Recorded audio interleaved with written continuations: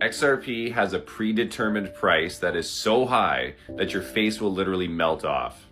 Welcome back to Crypto Mic Drop, and no, your face may not literally melt off, but it seems like with all this excitement buzzing since 2026 has been off to a bullish start, the narrative that XRP has a predetermined price has been resurfacing. Check this out. We're going to see a predetermined price that is so high that it's going to blow your hair off, rip your face off. It's so high that it was agreed upon by a group of powerful people and corporations at a level that would function as the global standard in transfer payments as a bridge asset. Bridge asset. What are the giant players?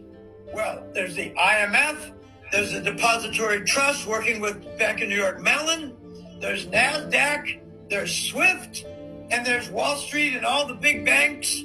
Now, in case you're new to this one, basically the narrative is that XRP has been predetermined even up to a decade ago or more by some of the most powerful financial institutions in the world, including the IMF and the BIS, which is the bank of all banks.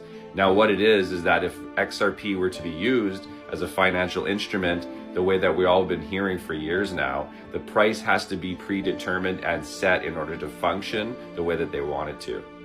Now, the price per token has been up for debate for years now, but the ranges in price that I've heard anyway has been anywhere between $5,000 per token and $12,000 to $15,000 per token in order to function properly and provide the liquidity that is needed on a global scale. Now, this might seem impossible to some people, but you got to remember, once upon a time, everybody thought it was impossible for Bitcoin to reach $100. Everybody thought it was impossible for Bitcoin to reach $1,000. Everybody thought it was impossible for Bitcoin to reach $10,000 until all those things happened.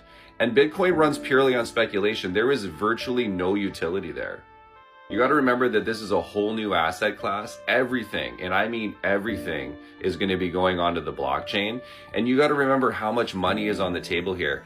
In order for something to facilitate that much international payments in real time on the chain, it has to be a high price. Am I saying it's going to be $5,000? No, I'm not saying that. Am I saying it's going to be $10,000? I'm not saying that either. But to say that it's impossible for those figures to happen would be pure ignorance.